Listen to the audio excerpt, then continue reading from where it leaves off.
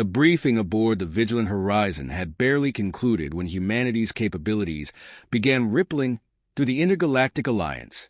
Species across the galaxy suddenly became wary of the so-called harmless humans, though most assumed their stories were exaggerated. However, not everyone was content to remain on the sidelines. The Claxi, still reeling from their defeats, launched a desperate counterattack in a sector once thought abandoned. This region, known as the Orion Expanse, was a treacherous frontier of shifting nebulae and unstable wormholes. Few species dared venture there, which made it an ideal location for the Claxi to regroup. The Alliance prepared to respond, and once again they turned to the humans for guidance. The fleet assembles.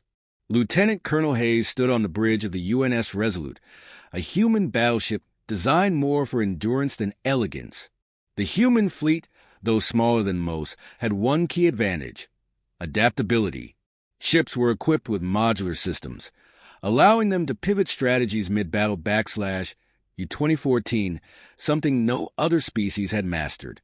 Lieutenant Colonel called Ensign Martinez from the comm station. Incoming transmission from the Alliance flagship. Put it through, Hayes replied. The visage of High Commander Threx, a Zr'Kathi war veteran, appeared on the screen. His mandibles twitched with irritation. Human, Threx began, his tone sharp. Your fleet is smaller than anticipated. Are you certain this is enough? Hayes allowed himself a small smile.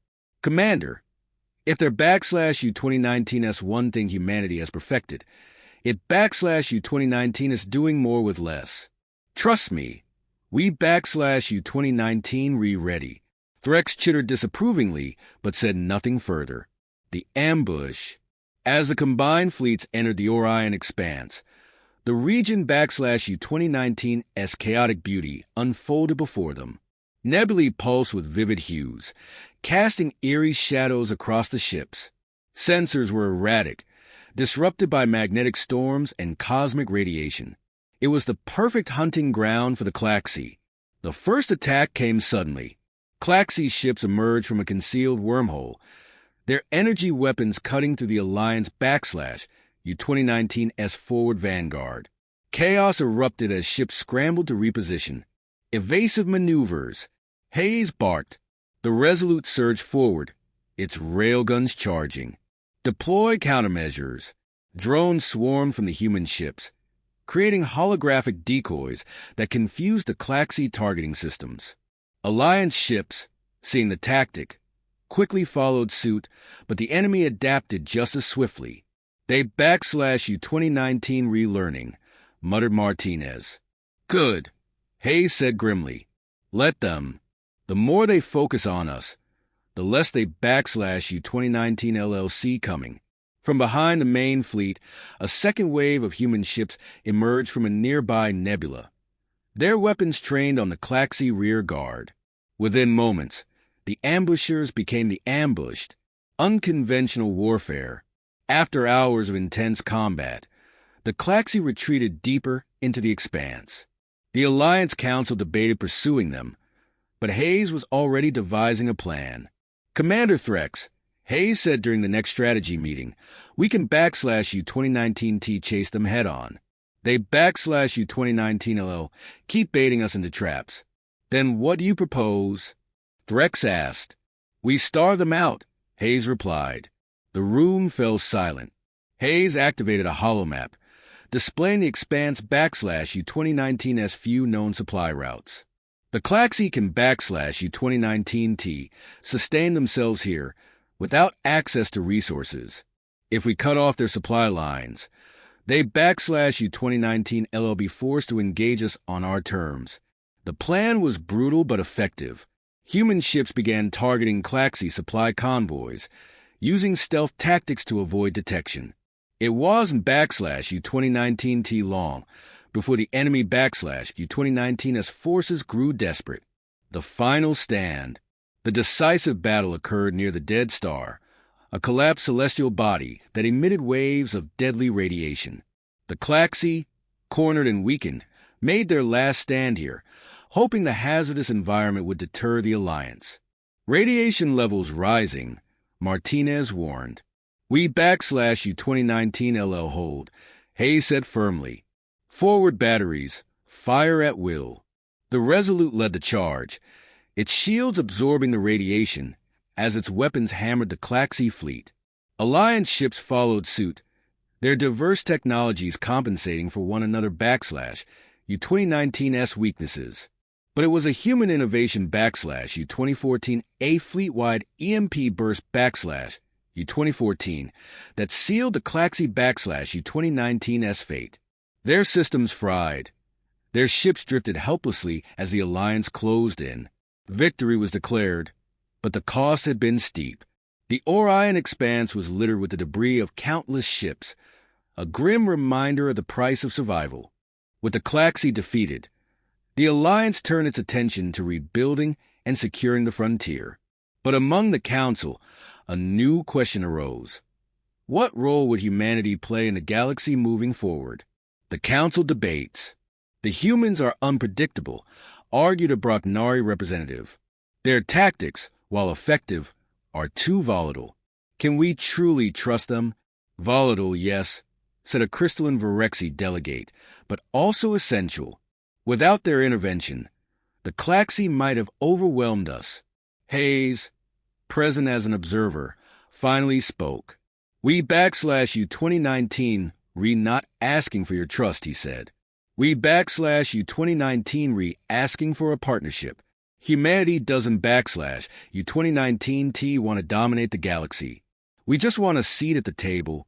The Council deliberated for hours, but the decision was inevitable. Humanity had proven its worth, not just as warriors, but as strategists and innovators. The silent threat. Yet, even as humanity celebrated its newfound status, whispers of dissent spread across the galaxy. Some species viewed humanity as a threat, their ingenuity and ruthlessness too dangerous to ignore. Unknown to the Alliance, factions within the Claxi had begun regrouping, forging alliances with other rogue species. Their defeat in the Orion expanse had taught them one thing. Humanity could not be underestimated. A glimpse of the future. Hayes stood aboard the Resolute, gazing out at the stars. The galaxy had changed and humanity backslash U-2019's place in it was still uncertain. But one thing was clear. They would no longer be overlooked. Sir, Martinez said, approaching him, a new transmission from Earth. They want to know how we backslash U-2019 re-holding up. Hayes smiled faintly. Tell them we backslash U-2019 re, doing what we backslash U-2019 v, always done. Surviving. As the ship sailed to the void, Hayes couldn't backslash U-2019 T shake the feeling that the real battles were yet to come. Humanity had proven itself, but in doing so, it had painted a target on its back. And in a galaxy full of unknown dangers, survival would demand even greater sacrifices. The story of humanity backslash U-2019's rise in the Intergalactic Alliance was far from over. Each battle, each alliance, and each decision would shape the future of the galaxy. For better or worse, humanity had arrived, and the galaxy would never be the same. The Claxia's defeat at the Orion expanse was far from a definitive end. Their embers of defiance smoldered in hidden enclaves across the galaxy, feeding a growing conspiracy. Unknown to the Alliance, the Claxi were quietly rallying rogue factions under a singular banner, bent on reclaiming their dominance and extinguishing humanity's spark before it spread uncontrollably. The Void's call. Deep within an asteroid field on the fringes of Alliance-controlled space, a clandestine meeting took place. Representatives of various outlaw species, the resourceful Vrex, the cunning Deadhari, and the enigmatic Nivra, sat in a dimly lit chamber carved from ancient rock. At the center of the table stood Makral, a disgraced Claxi warlord, whose fiery rhetoric had drawn even the most disparate of outlaws together. They underestimate us, Makral growled, his voice a low rumble. The humans think themselves invincible. The Alliance shields them, but even shields can shatter. The Nivran emissary, draped in shifting veils of light, tilted its translucent head. And what do you propose, Makral? Humanity's ships are few but formidable. Their tactics are unlike anything we've seen. A sly grin crossed Macrao's maw. We don't fight their strength. We exploit their weaknesses. And their greatest weakness is their compassion. Rumblings in the Alliance. Meanwhile, the Alliance Council was embroiled in its own turmoil. Humanity's growing influence had created ripples of discontent among its members, while some, like the Ziarkathi and Virexi, saw humanity as a valuable ally. Others viewed them as a potential usurper of the delicate balance of power. Ambassador Leandra Pike, representing Earth, stood before the council with measured defiance. "We've earned our place here," she said, her voice unwavering. "Humanity has bled alongside you, fought battles you would not have survived alone. If our methods make you uneasy, it's because you've grown complacent in your traditions." A murmur spread through the council chambers. The Braknari delegate, a towering insectoid with iridescent wings, buzzed angrily. "Your methods are reckless. You sow chaos in every engagement. Even your victories leave scars." Pike leaned forward, her gaze piercing. "Victory is never without cost. And if you think we're reckless, you should meet the ones who taught us the meaning of survival. The new war begins." In the dead of night, as the UNS Vigilant Horizon orbited a distant outpost, the alarm klaxons blared. "Hostile signatures detected," barked Lieutenant Harlan from the operations console. "They've breached the perimeter defenses." Captain Hayes, now leading humanity's fleet from the flagship, was already moving. "All hands to battle stations. Prepare countermeasures. Let's show them we're ready." But this wasn't a straightforward assault. Macrao's forces had mastered the art of diversion. A simultaneous attack on an Alliance core world drew the bulk of the fleet away, leaving the human ships vulnerable. Hayes quickly realized the ploy. "This isn't a battle, it's a test. They're gauging our response time. We won't give them the satisfaction." The Vigilant Horizon launched its fleet of drones, filling the void with chaos and confusion. But even as humanity's ships held the line, Hayes knew this was only the beginning. A message in blood. The next morning, the Alliance received a chilling broadcast. Macrao appeared, flanked by his coalition of rogues. Behind him, a captured Alliance vessel burned in the void. "This is your warning," Macrao snarled. "For too long, the galaxy has bent to the will of the so-called Alliance. But no more. Humanity has upset the balance, and now they must pay the price for their arrogance. Join us, or fall alongside them." The message was clear. Humanity was a target, and the Alliance's unity was on the brink of collapse. The Alliance scrambled to prepare, but internal divisions hindered their efforts. Humanity, however, had no intention of waiting for help. They began fortifying their colonies and training their forces for a war unlike any they had faced. The Silent Fortress. On the remote colony of Nova Aegis, humanity unveiled its greatest innovation. The Aegis Citadel, a mobile fortress capable of housing an entire fleet within its shields. Designed to withstand sustained sieges, it was both a weapon and a symbol of defiance. Ambassador Pike stood on the Citadel's bridge, watching as engineers prepared it for deployment. Captain Hayes joined her, his expression grim. "We've pushed them into a corner," Pike said, "and now they're coming at us with everything they have." "Good," Hayes replied. "The last time someone underestimated humanity, they learned the hard way, the decisive battle." Macrao's coalition struck at Nova Aegis, determined to destroy the Citadel before it could become a rallying point. The ensuing battle was nothing short of apocalyptic. The skies filled with streaks of plasma and railgun fire. Human ships darted between enemy lines, their modular designs allowing them to adapt in real time. The Aegis Citadel absorbed wave after wave of attacks, its shields glowing with the impact of countless blasts. But humanity wasn't fighting alone. Inspired by humanity's defiance, several Alliance species joined the battle, their ships adding to the chaos. Even the Braknari, once critical of humanity, deployed their elite warriors. Hayes coordinated the defense, his orders sharp and decisive. "Redirect fire to Grid 7. Deploy the EMP burst now. Let's give them a reason to regret coming here. The turning point.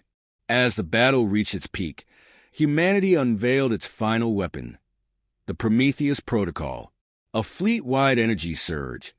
It temporarily amplified every ship's firepower at the cost of overloading their systems. Activated, Hayes ordered, knowing the risk. The resulting barrage was catastrophic. Enemy ships disintegrated under the assault, their coalition crumbling. Mackrell's flagship was obliterated, his ambitions dying with him. A new era. The victory at Nova Aegis cemented humanity's place in the galaxy. The Alliance, though battered, emerged stronger for having faced the threat together. Humanity was no longer seen as an outsider, but as an integral part of the galactic community. On the Aegis Citadel, Hayes addressed the combined fleet. Today, we show them what it means to stand together. Humanity may be new to this galaxy, but we're here to stay. And we'll defend it, no matter the cost. As the fleet departed, the stars seemed brighter, a promise of the challenges and opportunities that lay ahead. Humanity's journey was far from over, but for now, they had earned their place among the stars. The aftermath of the Nova Aegis battle sent ripples through the galaxy. Humanity had proven its resilience, but their victory came at a high cost. Thousands of lives had been lost, and Mackrell's coalition, though shattered, had left behind embers of defiance that threatened to reignite. For humanity and the Alliance, the battle was over, but the war for unity had just begun, rebuilding amidst the ruins. On Nova Aegis, the scars of battle were evident. Craters marred the once pristine surface, and the wreckage of both friend and foe littered the plains. The Aegis Citadel floated in low orbit, its shields flickering as engineers scrambled to restore its systems. Leander Pike stood among the rubble, overseeing relief efforts. Civilians and soldiers worked side by side, salvaging what they could. The air was thick with the scent of ash and ozone, a reminder of the battle's ferocity. Captain Hayes approached, his uniform stained with soot. The defenses are holding for now, but we've detected unusual chatter on the fringes of Alliance space. Mackrell's death didn't end this. Pike nodded grimly. They're regrouping. It's what I'd do if I were them. We need to strike first, before they can rebuild. But where? Hayes asked. We don't even know their stronghold. A voice interrupted them. Perhaps I can help. It was Ralvek, a Zr'Kathi intelligence officer who had been instrumental in decoding enemy transmissions. His insectoid mandibles clicked as he spoke. We intercepted a signal, fragments of coordinates. It could lead us to the remnants of Mackrell's forces. Pike's eyes narrowed. Or it could be a trap. Ralvek's antennae twitched. True, but if it's a risk you're willing to take, I'll guide you. The hidden hive. The coordinates led to the Drexer Nebula, a turbulent region of space where solar winds made navigation treacherous. The UNS Vigilant Horizon, along with a small strike force, plunged into the swirling maelstrom, its sensors straining to pierce the nebula's interference. As they ventured deeper, faint energy signatures appeared. Remnants of Mackrell's fleet, now under the command of a shadowy figure known only as Veldar, a Nivran warlord with ambitions far greater than Mackrell's. Contact, said Lieutenant Harlan. We've got a cluster of ships dead ahead. No movement yet. Yet, Hayes muttered, bring us to red alert, and deploy the stealth drones. I want eyes on that fleet. The drones revealed a massive staging ground hidden within the nebula, a sprawling armada of patchwork ships from every species Mackrell had coerced or inspired. At the center was Veldar's flagship, an enormous vessel bristling with weaponry. They're preparing for something big, Hayes said. We can't let them leave this nebula. The strike. The Alliance forces struck with precision, their ships emerging from the nebula's cover like predators.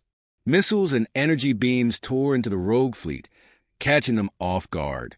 But Veldar was no fool. Counterattack, he roared, his voice echoing through the flagship's comms. Show them the might of the coalition. The battle descended into chaos. The nebula's interference disrupted communications, leaving each ship to fight independently. The vigilant horizon danced through enemy fire, its railguns ripping through hulls. Veldhar's flagship, however, was a fortress.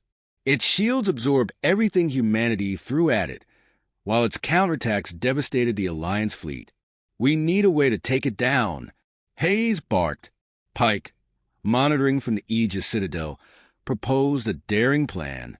"We overload their reactors, target their fuel depots, and detonate them.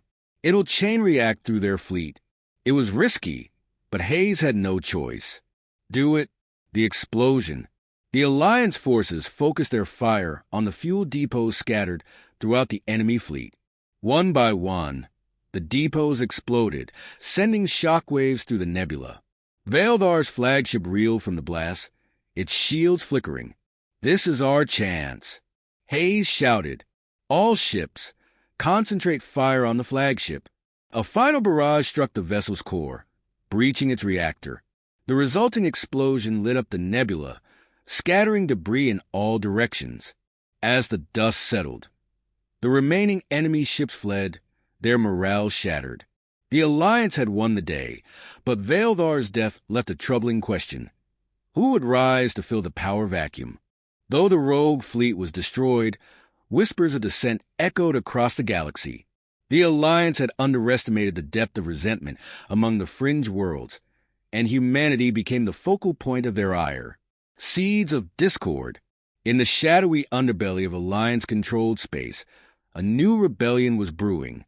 Disenfranchised worlds, tired of Alliance governance, began to organize under the banner of the Silent Rebellion. Unlike Makrell's coalition, they sought not open war but subversion from within. Their leader was a mysterious figure known only as the Harbinger. Rumors claimed they were a former Alliance official, someone who had grown disillusioned with its politics. Their message resonated with the oppressed. Freedom from tyranny, no matter the cost. Humanity's dilemma. As the rebellion gained traction, humanity found itself caught in the crossfire. On the one hand, they were the symbol of the Alliance's strength. On the other, they were the most visible target for the rebels' anger. Leander Pike struggled to navigate this treacherous political landscape. "We can't fight everyone," she told Hayes during a strategy meeting. "If we alienate the fringe worlds further, we'll be playing into their hands." Hayes, ever pragmatic, replied, "And if we don't act, the rebellion will gain momentum. We can't afford to be passive." The debate was interrupted by an urgent transmission. A mining colony on the fringe had been attacked, its resources seized by the rebels. The Alliance demanded a response, and humanity was tasked with leading it. The infiltration, rather than a direct assault, Hayes proposed a covert operation. A small team would infiltrate the colony, gather intelligence, and dismantle the rebellion supply chain. The mission was led by Lieutenant Eva Kwan, a veteran of the Orion campaign. Her team slipped onto the colony under the cover of darkness, navigating its labyrinthine tunnels. What they discovered was shocking. The rebels weren't just disillusioned civilians. They were being supplied by an unknown faction with advanced weaponry. As Kwan transmitted her findings, the team was ambushed. A fierce firefight erupted in the tunnels, but Kwan managed to escape with crucial data. Evidence linking the rebellion to a splinter group within the Alliance itself. The unraveling. The revelation sent shockwaves through the Alliance. Trust eroded as suspicions mounted. Who within their ranks was aiding the rebels, and why? Pike worked tirelessly to hold the Alliance together. "We can't let this fracture us," she implored the Council. "If we fall apart now, the rebels will win without firing another shot." Hayes, meanwhile, prepared for the inevitable confrontation. "We have to root out the traitors and cut off the rebellion's support. If we don't, this war will never end." The final confrontation. The rebellion's headquarters was eventually located on a desolate moon. The Alliance launched a massive assault, with humanity at the forefront. The battle was brutal, but the Alliance's combined strength proved overwhelming. In the aftermath, the Harbinger was captured, unmasked, They were revealed to be an alliance official who had fanned the flames of rebellion to destabilize the council and seize power for themselves. A fragile peace. With the rebellion crushed, the alliance faced the daunting task of rebuilding trust. Humanity emerged as both a hero and a scapegoat, their actions praised and criticized in equal measure. Pike addressed the Alliance Council one final time. We've faced the brink of collapse and come back stronger. But strength means nothing without unity. Let this be the beginning of a new era, one where we stand together, not as species divided, but as one galaxy. As the council erupted in applause, Hayes stood silently, gazing out at the stars. The battles had been won, but he knew the war for peace was far from over.